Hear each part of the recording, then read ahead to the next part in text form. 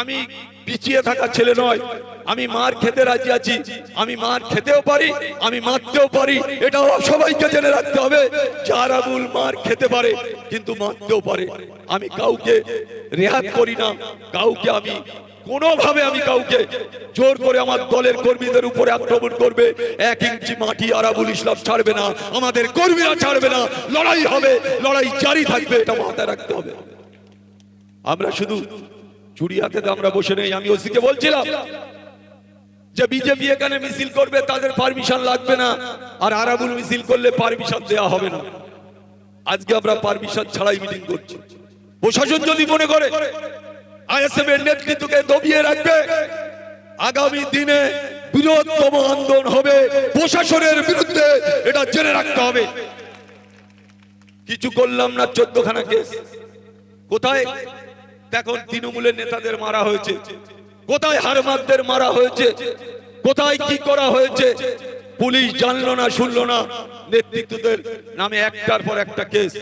এটা আমি প্রশাসনের কাছে বলবো, হুঁশিয়ারি নয়, আপনাদের বোঝানোর জন্য বলছি। আমরা মার খাবো, আমরা কেস খাবো, সেই দিন ক্যানিং এ নেই। আমরা কেস খেলে অন্যরাও কেস খাবে, সে ব্যবস্থা আমরা করব। আমরা মার খাচ্ছি বলে আমরা কিছু বলছি না, আমাদের কেস হচ্ছে, আর যারা মারছে তাদের কেস হচ্ছে না। তালি মেরে আমাদের নেতৃত্বরা কেস খাবে, প্রয়োজন হলে আমরা রাস্তায় নেমে প্রতিবাদ করব। আজকে একটার পর একটা জায়গায় প্রোগ্রাম করতে গেলে বাধা কেন? কিসের বাধা? কোন আইন আছে?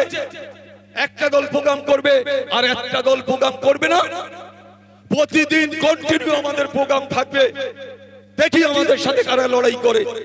তারা প্রতিদিন মিছিল করছে, প্রতিদিন ঝান্ডা ঘাড়ে করে নিয়ে ঘুরে বেড়াচ্ছে রাস্তায় 10 জন। তিনও আইএসএফ এর মিটিং করা যাবে না কেন? না তাদের মিছিল আছে। মিছিল তো সবারই আছে, সবারই থাকবে। আমরা কেন পারমিশন পাবো না? আমরা কেন মিটিং মিছিল করতে পারবো না? এটা প্রশাসনের কাছে আমার আবেদন থাকবে যে আপনারা সব বিষয়টা আপনারা দেখে নেবেন। আমরা প্রশাসনকে 100 বার জানাবো। প্রশাসন আমাদের না পারমিশন দিতে পারে, কিন্তু প্রশাসনের ভাবতে হবে যে তারা যদি প্রোগ্রাম করে প্রশাসনও আটকাতে পারবে না। কিন্তু প্রশাসনের মতামত, প্রশাসনের দৃষ্টি আকর্ষণ যখন আমরা করছি, তাহলে তাদের বোঝা উচিত যে পারমিশন দিলে কোনো অসুবিধা নেই। মনে করছে আইএসএফ এর ছেলেরা যেখানে সেখানে আক্রমণ করবে, হতে পারে? আমাদের ছেলেরা শৃঙ্খলা পরায়ণ ছেলে, আমাদের যারা দলের কর্মী শৃঙ্খলা পরায়ণ, তারা দলের নির্দেশ আদেশ মেনে আজকে ক্যানিং পূর্বে চলছে। আমরা যদি মনে করতাম কেস খেয়েছি এত, যারা আমাদের কেস দিয়েছে আমরা কিন্তু তাদের ধরে এনে খুঁটিতে বেঁধে রাখতে পারতাম। সেখানে আজকার আবুলটা করিনি। কি কারণে 14-15টা করে আইএসএফ এর কর্মীদের কেস খাবে, কেস দেবে? মুড়ি মুড়কি হয়েছে নাকি, না মগের মূল্য কেটা? সবাইকে আমি অনুরোধ করব যে এই ধরনের কাজে আপনারা বিরত থাকবেন, বিরত।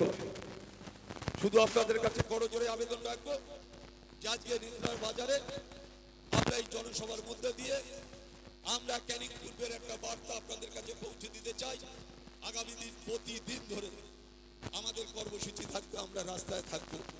আমাদের সাথে লড়াই, দেখি আমাদের সাথে আইএসএফ এর কর্মীদের সাথে, নেতাদের সাথে কারা আসে, আমরা এটা দেখতে চাই। তাই আমি বলবো যে আপনারা ধৈর্য ধরে মিটিং শুনবেন। অনেক বক্তা এখনো আছে। আমি এখন আপাতত চন্দনসরে যাব, সেখানে মিছিলের কাজ শুরু করতে হবে। বহু লোক দাঁড়িয়ে আছে, তাই আপনাদের কাছ থেকে আমি পারমিশন নিয়ে, আপনাদের কাছ থেকে আমি আবেদন জানিয়ে আমি আজকেকার এই মিটিংয়ে আমি বক্তব্য রেখে আপনাদের কাছে একটা কথা বলে যাব যে আপনারা কোন রকম ভাবে অশান্তি করবেন না। আর যদি কেউ পায়ে পাদে অশান্তি করার চেষ্টা করে, সে ব্যাপারে আপনারা কেউ ছাড়বেন না।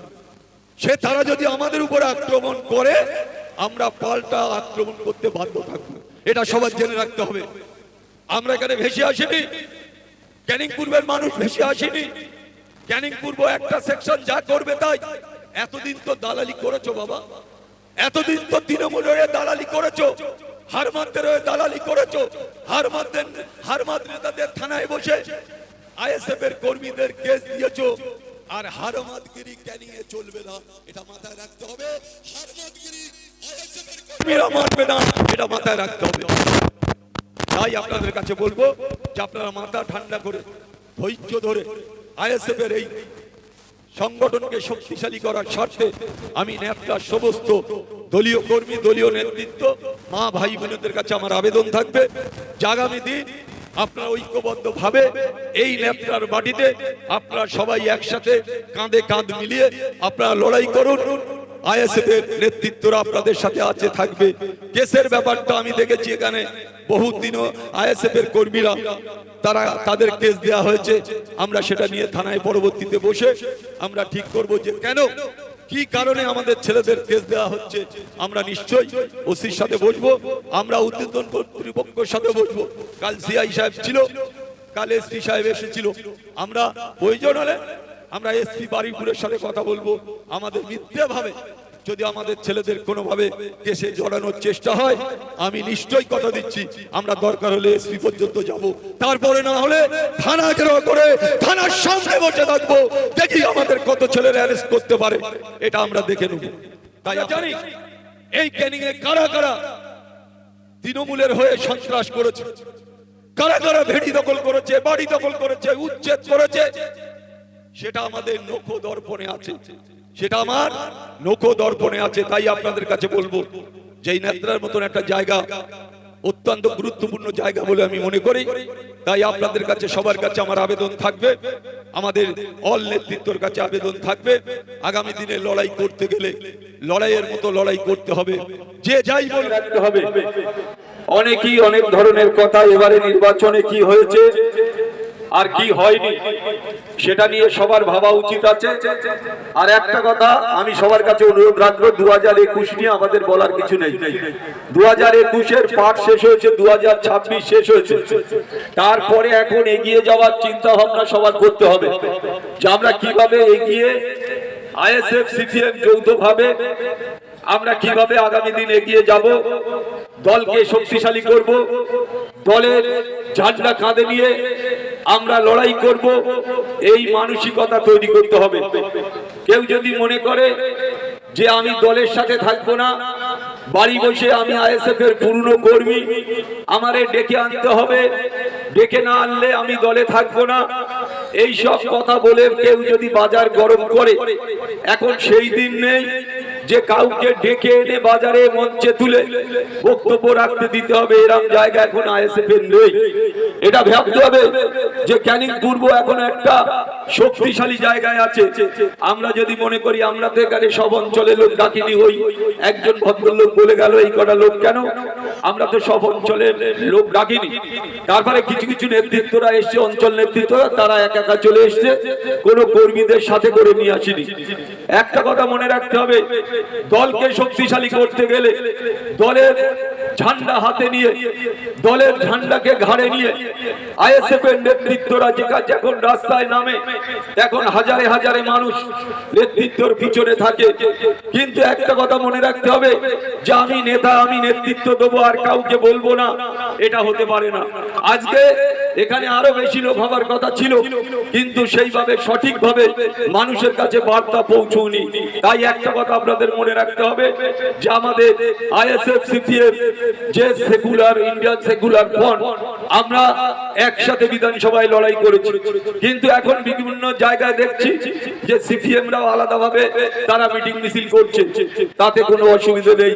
যার চিন্তা ভাবনা যার যেরাম থাকবে, আগামী পঞ্চায়েতকে সামনে রেখে আমি সিপিএম এর বন্ধুদের বলবো যে আমাদের সাথে যখন ঐক্যবদ্ধ সারিবদ্ধ ভাবে আমরা জোট করে ক্যানিং পূর্ব বিধানসভায় লড়াই করেছি, আগামী পঞ্চায়েত নির্বাচনে আমরা চাই এখানে জোট করে নির্বাচন করে এই মার্চ যারা হারবাদ, যারা আজকে এখান থেকে বেশ কিছু ছেলেরা সকালে আইএসএফ বিকেলে বিজেপি করছে, সেগুলো আপনাদের নজর রাখতে হবে যে আমাদের ঝান্ডা আইএসএফ এর ঝান্ডা ঘাড়ে থাকবে আর বিজেপির ঝান্ডা ঘাড়ে করে নিয়ে ঘুরবে, এটা হতে পারে না। সকালে আইএসএফ করবেন আর বিকালে বিজেপি করবেন, এইরকম লোক আমাদের চিহ্নিত করতে হবে। আমরা জীবন মরণকে বাজি রেখে আমাদের লড়াই হবে পঞ্চায়েত নির্বাচনে, ইঞ্চিতে ইঞ্চিতে লড়াই হবে, 1 ইঞ্চি মাটি আইএসএফ এখান থেকে ছাড়বে না। তাই আমরা এখন থেকে প্রতিটা এলাকায় এলাকায় পৌঁছতে হবে, প্রতিটা এলাকায় এলাকায় নেতাদের মতো কাজ করতে হবে। আমি মঞ্চে এসে বসে থাকবো, আমার কাছে 10টা লোক নেই, এইসব নেতৃত্বদের আমাদের প্রয়োজন নেই। নেতৃত্বের জায়গায় থাকবে, নেতা মানুষ ঠিক করবে, মানুষ ঠিক করে যারা নেতা বলবে সে নেতা হবে, এটা মাথায় রাখতে হবে। আমার অনেকগুলো প্রোগ্রাম আছে এখনো, তাই আমি আগে থেকে বলে নিচ্ছি। কেন অনেকগুলো প্রোগ্রাম একটা টাইমই প্রোগ্রামগুলো দেয়া হয়ে গেছে। আমাদের এই প্রোগ্রামটা লাস্টে দেয়া হয়েছে, তার আগে কিন্তু চন্দনসর 1-2 দুটো প্রোগ্রাম আমাদের সেখানে রেডি করা ছিল, রেডি আছে, সেখানেও দিয়ে আমার প্রোগ্রাম শুরু করতে হবে। কিন্তু আপনাদের একটা কথা বলি, নেতার মতন জায়গায় আমাদের গত মিটিং এ এখানে একটা বিশাল গন্ডগোল হয়, এখানে মারপিট হয়, বাড়ি ভাঙচুর হয়েছে, অনেক কিছু ঘটেছে। কিন্তু আমরা বলবো এখানকার যারা নেতৃত্ব, আমাদের যারা বলিষ্ঠ নেতৃত্ব, তাদের বেশ কিছু নেতৃত্বকে কেস দেওয়া হয়েছে। কারা কেস দিয়েছে, কারা চক্রান্ত করেছে, আমি নেতার যারা আইএসএফ এর কর্মী আছে তাদের বলবো খুঁজে বের করতে হবে যে কারা তাদের কেস দিয়েছে, কারা তাদের কেস দিয়েছে। আমরা কিন্তু আমি এই বিধানসভা নির্বাচনে আপনারা জানেন আমার 14টা বিধানসভা নির্বাচনে 14টা কেস আমাকে দেয়া হয়েছে, সমস্তটা নন রেলেভেল সেকশন, বেল হওয়ার কোনো জায়গা নেই। সেই কেস আমি গত কয়েকদিন আগে একসাথে 8টা কেসের জামিন দিয়েছি। এখানে তো আমরা মারপিট করতে আসেনি, এখানে তো কারুর বাড়ি বোম মারতে আসেনি। বিজেপির যিনি নবনির্বাচিত নেতৃত্ব তিনি বলছেন আরাবুলের নেতৃত্বে, আরাবুল সাথে থেকে 1টা 15 আমার বাড়িতে বোম মেরেছে। আরাবুলি খেয়ে কাজ নেই, তানার বাড়িতে 1টা 15 বোম মারতে এসেছে আরাবুল ইসলাম। এগুলো জবাব দিতে হবে, রাস্তায় নেমে প্রতিবাদ করতে হবে যে কারা বিজেপি, তারা নিজের বাড়ি বোম মেরে নিজেরা। কি শওকত মোল্লার পরিকল্পনা চালানো হচ্ছে ক্যানিং এ? শওকত মোল্লার জায়গা এটা তো। আপনারা দেখেছেন নির্বাচনের 15 দিন আগে শওকত মোল্লা পোলেরহাট থানায় একটা বৈঠক করতে গিয়েছিল, আইএসএফ এর কর্মীদের কিভাবে অ্যারেস্ট করা যায়। ফেরার পথে ওনার সাথে 14খানা গাড়ি আছে, 4খানা পুলিশের গাড়ি, আর যেসব হারমাত নেতা, তোলাবাজ নেতা, তাদের মিলিয়ে 14খানা গাড়ি। তার সামনে বোম মারছে নাকি আইএসএফ এর কর্মীরা। সেদিন তিনি কেঁদে কেঁদে বলেছিলেন যে আমাকে আক্রমণ করা হচ্ছে, আমাকে মেরে দেওয়ার ষড়যন্ত্র করা হচ্ছে। পুলিশ ইনভলভ ছিল, শওকত মোল্লার নিজের লোকেরা বোম মেরেছে। 5 জনকে 20-25 হাজার টাকা দেওয়া হয়েছে, 5 জন বোম মারা লোককে। কি বললো পুলিশ, কি বললো শওকত মোল্লা? যে নির্বাচনের আগে আমাকে মেরে দিতে পারে। তাই সেই দিন মুখ্যমন্ত্রী লাভ মেরে পড়ে শওকত মোল্লার 39 জন দেহরক্ষী পাঠালো। 39 ছিল বোধহয় 18, সব মিলিয়ে 39 জন, 4খানা গাড়ি দিল। ভাবা যায় উনি কি কেন্দ্রীয় মিনিস্টার, না উনি কি রাজ্যের বড় মিনিস্টার? যে একজন মাত্র তার 39 জন সিকিউরিটি। এটা তৃণমূলের দল, তৃণমূলের মমতা বন্দ্যোপাধ্যায়ের দল বলে আজকে শেষ হয়ে গেছে। আজকে মমতা বন্দ্যোপাধ্যায় রাস্তায় রাস্তায় ঘুরে বেড়াচ্ছে, আগামী দিন তৃণমূলটা উঠে যাবে এখান থেকে। আজকে অপদার্থ নির্লজ্জ যারা, যাদের ভাষা জ্ঞান নেই, যাদের নেই, আজকে যারা মানুষকে খুন করেছে, মানুষের উপরে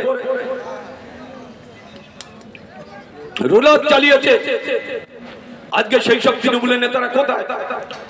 আমাদের নেতৃত্বের কাছে বলবো, যারা হারমাত ক্যানিং পূর্ব যারা জ্বালিয়েছে, যারা ক্যানিং পূর্বের মানুষকে গণতন্ত্র ফিরে দিতে পারেনি, সেই সব নেতারা হামাগুড়ি দিয়ে আমাদের দলে আসার চেষ্টা করছে। আমি নেতাদের বলবো যে চিন্তা ভাবনা করে দলীয় নেতৃত্বের সাথে কথা বলে তারপরে সেই হারমাতদের দলে নিতে হবে। একটার পর একটা জুলুম করেছে, আবার আমাদের দলে ঢুকে তারাই সামনে জুলুম করবে। কে আমি ক্ষমতা নিয়ে তাদের আটকালো? তারা জানে কারে পয়সা দিলে কি হবে, আর কে আইএসএফ এর নেতা, তাকে পয়সা দিলে আমি আবার আইএসএফ এর বড় নেতা হতে পারবো। তাই একটা কথা মনে রাখতে হবে, যত বড়ই নেতা হোক আর যত বড়ই লাঠের বাঁট হোক, আমরা প্রতিটা ক্ষেত্রে দেখে নেব যে মানুষ কাদের উপরে ভরসা রাখে, মানুষ কাদের চায়, কে সেই এলাকার নেতা হলে মানুষ তাকে পছন্দ করবে। আমরা এটা এখন থেকে আমাদের নজরে আসছে। আমরা এখন থেকে চিন্তা ভাবনা করছি যে আমরা যারা নেতৃত্ব দিয়েছি 2026, আজকে সেই লোকগুলো তারা যেভাবে জান বাজি রেখে লড়াই করেছে, কিছু নেতারা, বসে থাকা নেতারা 26-এর পর যখন দেখছে হাওয়া ভালো, এখন আমাদের দলে ঢুকে আমাদের দলে বিশৃঙ্খলার চেষ্টা করছে। সেটা বরদাস্ত করা হবে না, এটা সবার জেনে রাখা উচিত। কান খুলে আমরা লড়াই করব, আমরা মার খাবো, আমরা কেস খাবো, আমাদের বুকে গুলি লাগবে, আর কিছু নেতা পিছন থেকে হাওয়া দেবে, আমি ভাই এই করেছি, আমি ভাই ওই করেছি, আমি অমুক নেতা, আমি 2021 সালে আমার জীবন ভেঙে দিয়েছিল। এইসব কথা বলে বাজার গরম করা যাবে না। আমাদের নেতৃত্ব, সামনে নেতৃত্ব 2026-এ যারা নেতৃত্ব দিয়েছে তাদের সাথে থেকে পিছনে নেতৃত্ব দিতে হবে। তারপরে তারা দলকে যদি মানে, দলকে গ্রহণ করে তাদের পিছনে রাজনীতি করতে হবে। তাই মনে রাখতে হবে, এই দল নওশাদ সিদ্দিকী, আব্বাস সিদ্দিকী ভাইজানের দল, আমরা তাদের সামনে রেখে আজকে এই দলকে আমরা এগিয়ে নিয়ে যেতে চাই। আজকে পঞ্চায়েত, আমাদের ব্লকে একটা প্রোগ্রাম ছিল, কৃষির প্রোগ্রাম। নওশাদ ভাই সাহেব এসেছিলেন, তিনি পরিষ্কার বলেছে যে আরমান সাহেব, কে কি করছে দেখার ব্যাপার নয়, যারা সঠিক নেতৃত্ব, যারা দলটা করতে গিয়ে 2026-এ যাদের উপরে আক্রমণ, যাদের উপরে ঝড় এসেছে, সেই সব লোকেদের একটাও ছাড়া যাবে না। তাদের পাশে রেখে আপনি লড়াই করুন। লড়াইয়ে সম্পূর্ণ মদত, সম্পূর্ণ সহযোগিতা ভাইজান নিজে বলেছে আজকে আমাকে। আর কিছু নেতৃত্ব আমি একেবারে জোর গলায় বলতে পারি, কিছু